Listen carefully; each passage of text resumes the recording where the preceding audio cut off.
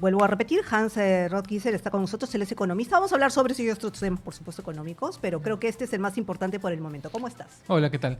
Primero hay que aclarar dos cosas incorrectas, o bueno, no sé. Que el presidente, bueno, el encargado de la presidencia no está siendo completamente ¿verdad?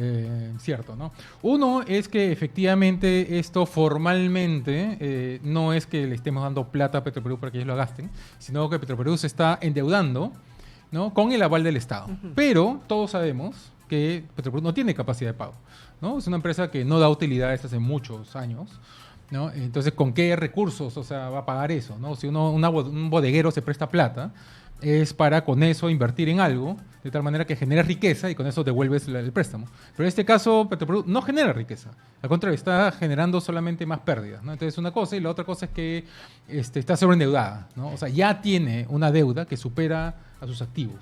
Entonces, ¿para qué le daríamos más plata? Todo el mundo sabe que si se presta con la aval del Estado, nosotros vamos a terminar pagándolo. Eso es, o sea, en la práctica es otro financiamiento. Eso es una cosa. Y la otra cosa es que si efectivamente quisiéramos que Petroperú vaya mejorando, o sea, le estamos dando esta plata para que haga algo y mejor y después, digamos, ya tenga utilidades, sería a cambio de algún compromiso de verdad, ¿no? El directorio, nadie sabe cómo se llama los miembros del directorio, porque son gente ahí puesta justamente a conveniencia para que sigan haciendo lo mismo de siempre, ¿no? Entonces, un verdadero compromiso habría sido ya, está bien, te presto plata, lo que quieras, pero vende tu club de playa, ¿no? Cierra las dos refinerías que no... Vota tanta gente que tienes dentro. Vota en el gobierno, o sea, en el periodo de Pedro Castillo, nomás han contratado varios cientos de personas por gusto, porque no hacía falta, ¿no? Antes de Ollantumala, la empresa de Petroperú era más pequeña, ¿no? Entonces han estado ahí metiendo plata, gente, porque es una forma de cumplir con promesas electorales que hacen, ¿no? Es una caja chica, entonces. Es una agencia de empleos. O sea, en algún momento era una caja chica, pero ahora ni plata genera. O sea, es un desastre. Es una verdadera vergüenza. Ahora, es un negro. para que los oyentes más o menos tengan idea, ¿qué es? O sea, digamos, vamos a hacer el contexto total. ¿Qué es Petroperú y qué debería darnos? O sea, ¿cuál sería nuestra ganancia con Petroperú para decir que funciona? Claro, Petroperú es una empresa pública que se creó en el gobierno militar, ¿no? A raíz de una expropiación a una empresa norteamericana, ¿no? Se le expropió, ¿no? Digamos, su refinería, sus activos, y con eso se creó la empresa pública Petroperú, que supuestamente se iba a encargar de intervenir en el mercado de combustibles en el Perú para asegurarse de que el Perú tenga, digamos, combustibles, ¿no? Que tiene, bueno, puede tener sentido, ¿no? Pero en la práctica nunca lo ha hecho, ¿no? En la práctica siempre te dicen, ya, lo que pasa es que depende de poner a las personas correctas. Desde los 70 hasta ahora no hemos tenido a las personas correctas, o sea, ya medio siglo pasó, ya queda claro que el problema no son las personas, es la institución, o sea, el modelo, cómo está planteado. No funciona su sistema. No funciona, ¿no? O sea, tiene hasta el gobierno de Ollantumala tenía algunos años en los que tenía ganancias, después caía otra vez, o sea, como que... Porque supuestamente les habían dado lotes para explorar, digamos, claro, ¿no? Pero tampoco. Claro, ahí lo que pasó fue que en el gobierno de Ollantumala se le empoderó, era una promesa, digamos, electoral que hubo, ¿no? De la Gran Transformación. En la Gran Transformación está ahí clarísimo, ¿no? Le dedican ahí varios párrafos en los cuales te dicen que Petroperú lo van a empoderar por tema de soberanía nacional, porque es una empresa pública, ¿no? Y por el honor de Velasco Alvarado, etcétera, ¿no? Todos los rollos de siempre. Pero el tema es que ahí se le empoderó, ¿no? Y se le dio ciertos poderes. Por ejemplo, endeudarse por su cuenta, ¿no? Y contratar gente también por su cuenta, etcétera.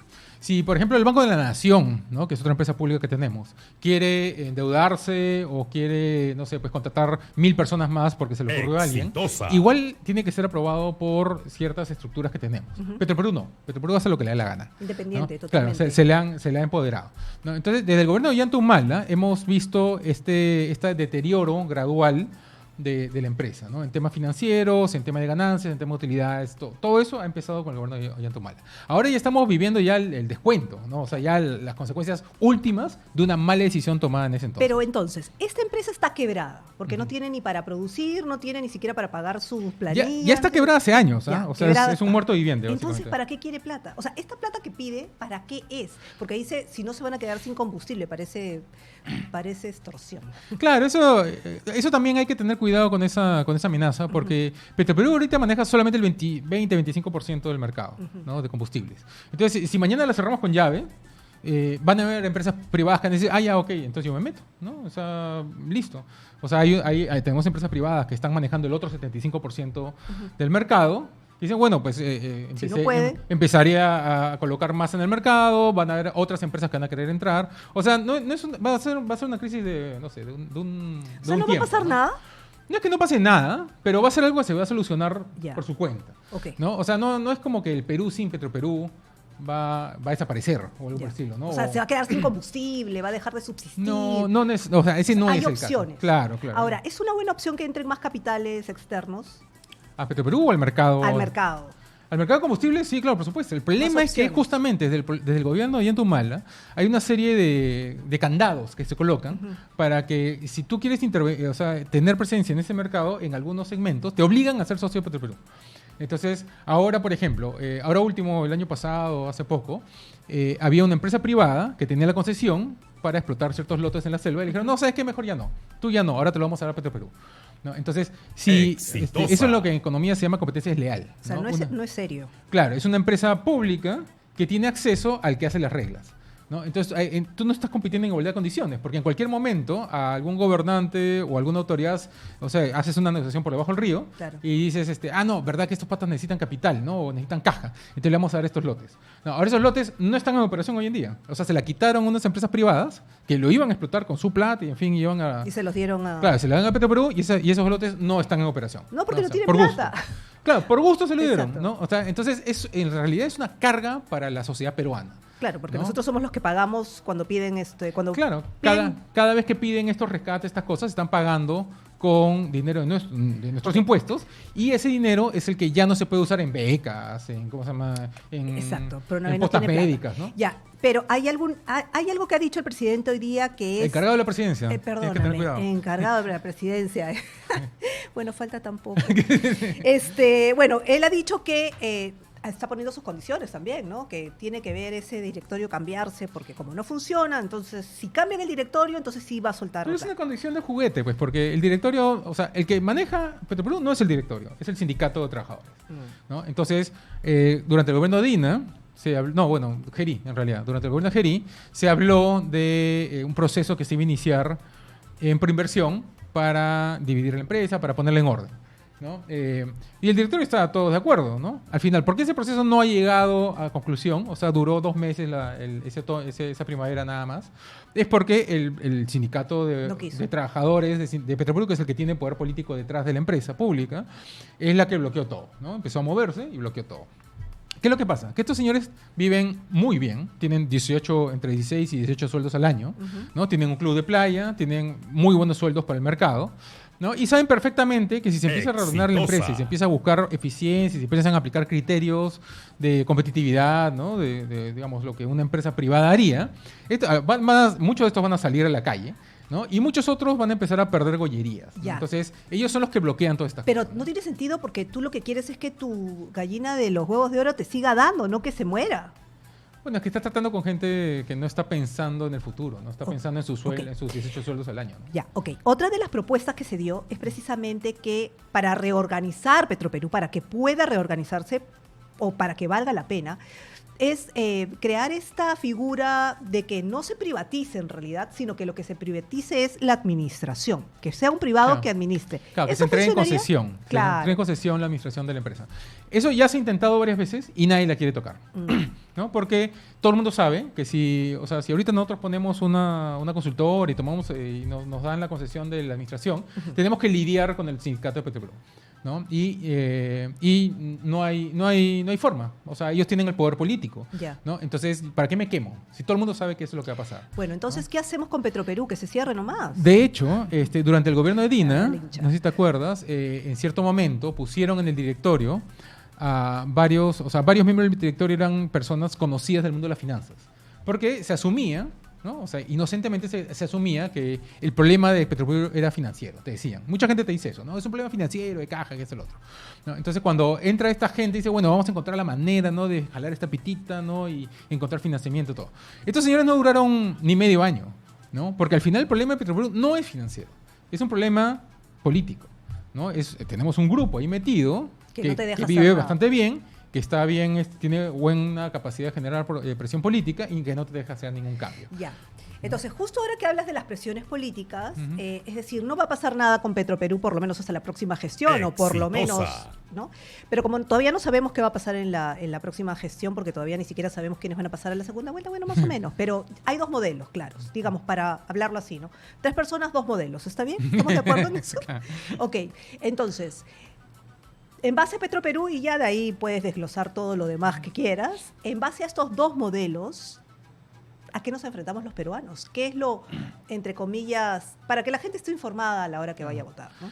O sea, bueno, ¿puedo decir los nombres de los candidatos? Por supuesto. O sea, el modelo de Roberto Sánchez, la propuesta de Roberto Sánchez es seguir manteniendo a Petroperú, ¿no? O sea, lo ha dicho en campaña. Es su bandera, es como un claro, tema, lo ha dicho abiertamente, sí. ellos van a seguir financiando. O sea, esto que estamos viendo ahorita, eso va a ser eternamente, ¿no? Si Roberto Sánchez sale elegido. Keiko Fujimori ha sido un poco más moderada, no ha dicho que lo va a privatizar, pero ha dicho que va a hacer algunos cambios, ¿no? Pero no se puede privatizar eso, sí. O sea, el problema de Petroperú es que es demasiado grande, ¿no? O sea, hasta hace unos años era la empresa más grande del Perú. O sea, si lo medíamos en ingresos. O sea, hasta hace 5 o 10 años, ¿no? ¿Qué tal incapacidad e incompetencia e inutilidad tienes que ser? ¿Qué tal pobre diablo tienes que ser para tener bajo tu control a la empresa más grande del Perú y hacerla perder poder de mercado? Porque Petroperú ahora tiene 25% de porción de mercado, cuando en algún momento tuvo más de la mitad. Así es. Entonces hay que ser un total inepto, ¿no? Para agarrar, tener esa empresa bajo tu control. O y sus así intereses perderlo, son ¿no? otros, como tú mencionabas, ¿no? Claro, pero aún así, pues, o sea, Sí. si tú sabes, es lo que pasa en Chile. En Chile hay empresas públicas que tienen muchos problemas, como toda empresa pública tiene, pero son manejadas correctamente porque saben que generan caja para, por ejemplo, la empresa Codelco, por ejemplo, la empresa, no, bueno, esa es de Colombia, pero la empresa de Chile, ¿cómo se llama?, de cobre, ¿no?, que es pública, genera caja para las Fuerzas Armadas, ¿no?, directamente. Y las necesitas para el futuro, siempre tienes que tenerla activa. Claro, entonces si tú generas esa dependencia, a ver, manéjala mal, pues, o sea, a ver qué pasa al día siguiente, ¿no? Pero acá lo que ha pasado es que se ha dejado, pues, manejar así abiertamente. Entonces, un problema directo que existe con Petroperú es que es demasiado grande. No se puede, ¿no? Y eso pasa con empresas privadas también. O sea, en Estados Unidos tú tienes empresas grandes como General Electric, por ejemplo, que en algún momento fue demasiado grande para poderla manejar. O sea, tenía pérdidas, le iba mal, entonces para poderla poner en orden, tú tienes que dividirla. No, o sea, es lo más lógico. ¿Y eso está dentro digamos, de los planes de Keiko Fujimori? Esa era la propuesta de preinversión ahorita, en enero. O sea, cuando el año pasado, lo que sucedió es que Petroperú le dejó, bueno, hace varios meses le ha dejado de pagar a sus proveedores, ¿no? Entonces, a ver, pues, que el BCP o Telefónica le deje de pagar a sus proveedores por medio año. Al día siguiente, no sé, pues, distintos medios se van a levantar en armas, o sea, va a ser un escándalo, pues, nacional, ¿no? Pero Petroperú le puede dejar de pagar a sus proveedores por medio año y no pasa nada, ¿no? Porque tiene blindaje ideológico, ¿no? Entonces, ellos le dejaron de pagar a todos sus proveedores, ¿no? Por varios meses. Entonces, los proveedores que tienen derecho, ¿no? O sea, son empresas privadas que tienen trabajadores, que tienen gente y han hecho una serie de inversiones, tienen el derecho a que les paguen, pues, ¿no?, por los servicios que dan. Entonces, ellos fueron a Indecopi a iniciar un proceso en Indecopi, porque eso es lo que pasa, ¿no? O sea, si yo soy proveedor de Telefónica y Telefónica me paga, yo voy a Indecopi y Indecopi tiene una serie de procedimientos por los cuales hacen regir mis derechos, ¿no? Entonces, varios de estos fueron a Indecopi y le dijeron, oye, Petroperú no me paga. Entonces, Indecopi dijo, bueno, iniciamos un proceso, ¿no? Y una vez que se inicia ese proceso, Indecopi es bastante poderosa en realidad, ¿no? O sea, una vez que para esta clase de cosas. Entonces, ahí el gobierno de Jeri dijo, no, aguanta, no hagan nada. Vamos a iniciar otra cosita por aquí en proinversión, ¿no? Y mucha gente celebró eso porque dijo, entonces Proinversión ya por fin va a privatizar a Petroperú. Pero eso decían los que no conocen Proinversión. Proinversión se maneja a ritmo glaciar, ¿no? O sea, tú has visto los glaciares cómo se mueven de un continente a otro a lo largo de varios siglos. Te tengo que poner en suspenso. Estamos conversando con Hans Rothgieser, economista, y ya hablamos de Petroperú, ¿no es cierto? Pero que tiene para rato todavía, es un tema fascinante, pero vamos avanzando y bueno, cuéntanos un poco sobre estos modelos, ambos, ¿no? Derecha, izquierda, que tenemos como posibilidades. Tú dices las propuestas de los candidatos. Sí. O sea, si son viables o no viables, solamente son por campaña electoral, que suele pasar a veces, ¿no? Claro, o sea, más que modelos son dos propuestas bastante encontradas, ¿no? Bastante en conflicto. Roberto Sánchez está proponiendo un cambio de modelo económico, está proponiendo una nueva constitución, bajarse el capítulo de la constitución, ¿no? Cambiar a Julio Velarde. Entonces está cambiando un cambio radical en la economía en cómo está funcionando la economía nacional, ¿no? Mientras que Keiko, digamos, por el legado que tiene, su propuesta es más que todo es continuar con las reformas pendientes que existían para que el modelo económico que tenemos hasta ahora rinda más, ¿no? O sea, le saquemos más jugo. Esas son básicamente los dos encontrones, ¿no? Claro, pero también la historia nos ha contado que ninguna es la panacea, ¿no es cierto? Que las dos pueden tener cosas positivas o negativas, o me equivoco, o qué es lo más positivo o negativo de cada uno. Bueno, hay mucha desinformación que está dando vueltas que es importante que la gente sepa, ¿no? Y que bueno, es data que tenemos, es información que tenemos, ¿no? Lo principal es que el modelo económico que tenemos actualmente o sea, la pobreza que teníamos en el 2004, o sea, el 2004 y el 2014 es el mayor impacto que hemos tenido con el modelo económico que tenemos actualmente, ¿no?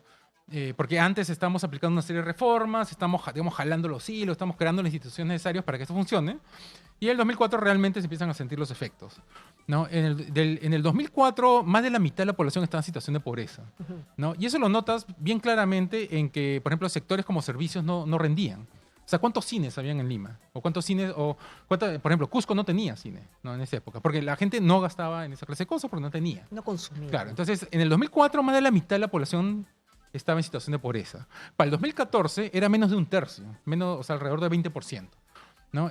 O sea, alrededor de un quinto. De la reducción de más de la mitad a menos de un quinto es una reducción sorprendente, o sea, impactante, ¿no? Y eso es algo que lamentablemente no ha sido correctamente comunicado, ¿no? Y hay un sector, digamos, que está buscando que se cambie de modelo económico por razones ideológicas o quizás por, no sé, por intereses, por otra clase de intereses. Pero el tema es que ellos han logrado colocar una narrativa de que el modelo económico no ha tenido impacto en la gente, ¿no? Bueno, pero es que tal vez, y eso puede ser válido y o sea, también con data que tengas, pero no sé qué tan real sea, que en esta narrativa no a todos les ha llegado. O sea, tal vez hemos crecido, sí, pero la redistribución, digamos, no ha llegado para todos. Claro, es cierto que no ha llegado para todos, pero hay gente a la que sí le ha llegado, ¿no? O sea, yo, por ejemplo, he dictado talleres en Cusco, y Cusco es una de las regiones donde más se ha reducido la pobreza, donde la desigualdad se ha reducido un montón, donde se ha construido un montón, o sea, se ha construido, o sea, se ha cambiado, se ha ordenado el centro, por ejemplo. El bienestar en Cusco claramente es mejor que antes. Mi familia es de Cusco, por ejemplo, yo voy constantemente. ¿Pero qué? ¿Cusco ciudad? ¿Y qué pasa con incluso el campo, ¿no? O sea, se han construido las carreteras de acceso, se ha hecho una serie de mejoras, pero la gente no lo reconoce, ¿no? O sea, no lo reconoce por temas ideológicos. Bueno, no todos, no tampoco, pero hay una buena porción de la población que no lo acepta por nada, ¿no? Ya. Entonces, hay que tener cuidado, digamos, cuando dicen, no, pero esa es data nomás, porque sí, efectivamente hay efectos, ¿no? Como te digo, por ejemplo, antes del 2004 no había industria del teatro, por ejemplo. O sea, aquí nadie vivía el teatro. O sea, tú eras actor, no tenías sueldo mensual, ¿no? El único que te pagaba sueldo mensual era Osvaldo Catone, ¿no? Porque él tenía un modelo que traía... Bueno, ahora los actores te podrían decir que tampoco, ¿ah? No, pero sí hay. Ahora bueno, sí hay actores que ganan un sueldo mensual. Podría ser poco, podría ser más, no sé, podemos hablar de eso. Pero opciones tienen. Pero hay teatros que cobran un montón de plata. O sea, la empresa de los productores, por ejemplo, gasta como 1 millón, 2 millones de dólares en preparar una obra de teatro porque saca esa cantidad ¿cómo se llama?, de ganancia, ¿no? Y eso es una situación, estamos hablando de un país en el cual la gente ya tiene un excedente para gastar en entretenimiento. Ya, ok, pero determinada gente. Ahora, vuelvo a decir, los que viven, no necesariamente al interior, o tal vez acá también en Lima, no tienen acceso a un buen hospital. O sea, porque para decir que uno tiene sus servicios copados, son tus servicios básicos, pues, ¿no? Tu agua, desagüe, la posta médica, la escuela, ¿no? Y eso no se ha visto traducido realmente. No, sí, efectivamente, hay muchos servicios que han quedado estancados, ¿no? Y eso eran lo que se llamaban la reforma de segunda generación. O sea, Fujimori, con toda la corrupción que podemos hablar, todos los casos, todos los escándalos, en fin, todo lo que sabemos que ha sucedido durante su gobierno, él implementó una serie de reformas económicas muy agresivas, ¿no?, de primera generación, ¿no?, en el cual le dio independencia al BCR, por ejemplo, le replanteó Indecopi, redujo SUNAT. Entonces hizo una serie de cambios muy importantes que permitieron que, digamos, la economía crezca, ¿no? Pero ese crecimiento económico que era de más de, o sea, ahorita estamos celebrando porque vamos a llegar a 3% de crecimiento económico. Antes teníamos más. Antes teníamos más de 10%, ¿no? Entonces ese crecimiento económico cabalgante que teníamos antes nos permitía reducir la pobreza por inercia, ¿no? Porque solito se está generando tanta riqueza que se generaban puestos de trabajo bien pagados. Entonces hay un montón de gente que antes estaba en situación de pobreza porque no había trabajo, ¿no? Entonces en el momento en el cual ya hay trabajo, ¿no? Que puede ser que no sea de total calidad, puede ser con ciertas limitaciones que tiene el mercado laboral peruano, pero ya tiene trabajo. ¿Y qué pasó? Lo que pasa es que nunca se hicieron las reformas de segunda generación. O sea, este efecto que se sintió en el 2004 hasta el 2014, en ese periodo se debieron haber asumido las reformas de salud, como tú dices, educación, reforma política y reforma de seguridad, ¿no? Eran las 4 más urgentes. Y de esas, la única que se asumió agresivamente fue durante el gobierno de Alan García, que se implementó una reforma educativa, ¿no? Que se implementó el tema de meritocracia, ¿no? A los docentes, con mucha resistencia al SUTEP, pero se logró implementar eso, ¿no?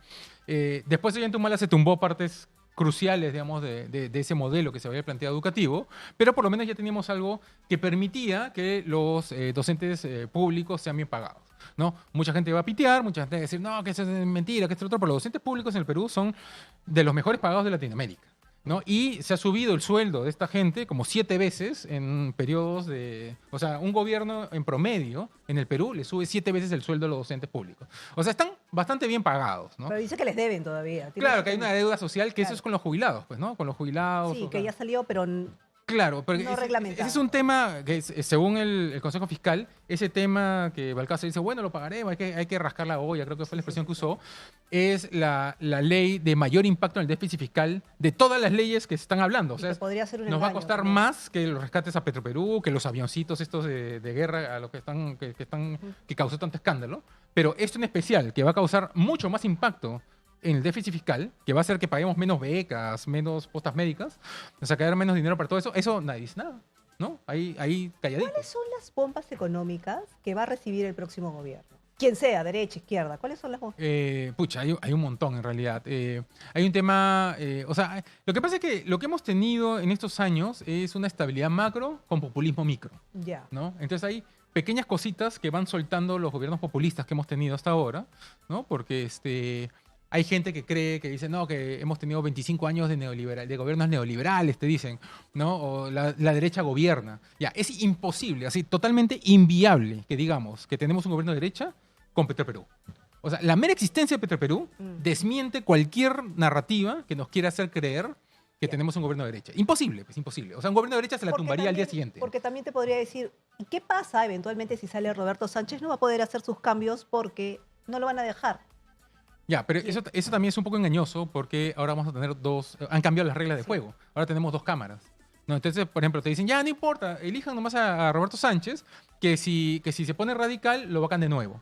Eso ya no es posible. No es la idea ¿no? tampoco. No, pero aparte ya no es posible. O sea, han cambiado las reglas para que la vacancia sea casi imposible, ¿no? O sea, tienes que alcanzar una serie de votos en diputados y después en senadores, ¿no? Y lo que estamos viendo en la distribución de escaños que van a haber es que no se puede, ¿no? O sea, el fujimorismo no tiene los votos necesarios, López Aliaga está, digamos, peleado con el fujimorismo. Si se avistan, sí. Pero bueno, no sé, Bueno. pero no, ni siquiera. Los dos sumados no llegan a los votos necesarios para poder vacar al presidente. Ok, ¿no? Hans, te tengo que dejar lamentablemente, pero otro día conversamos porque creo que todavía hay cosas pendientes por conversar sobre estos modelos y todavía hay algunas dudas. Pero muchísimas gracias por haber venido a hablarnos de Petroperú, hablarnos de los modelos. Siempre es bueno hablar de economía para anexarlo a la parte política y poder decidir. Muchísimas gracias.